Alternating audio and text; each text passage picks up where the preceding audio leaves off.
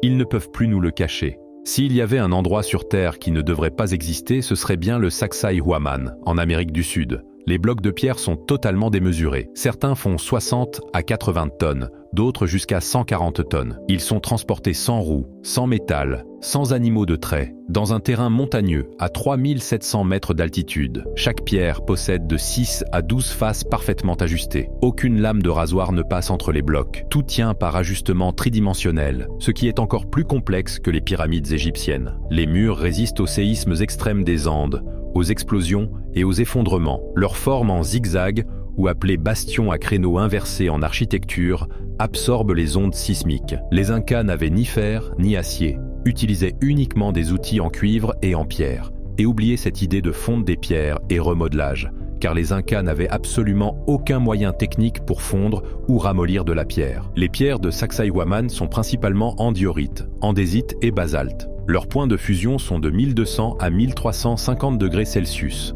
Les Incas ne maîtrisaient pas la métallurgie du fer, n'avaient pas de four à haute température, n'utilisaient que le feu de bois qui plafonne à 900 degrés Celsius et encore, en conditions maximales, donc impossible d'atteindre les températures pour ramollir ou fondre la roche. Malgré que l'on continue de nous dire que les Incas ont construit cet endroit, sachez que les Incas eux-mêmes attribuaient ces murs à des ancêtres avancés qu'ils appelaient les Purum Runa. Des chroniqueurs conquistadors espagnols rapportent que les Incas reconnaissaient que les murs étaient l'œuvre d'un peuple ancien, disparu avant leur arrivée.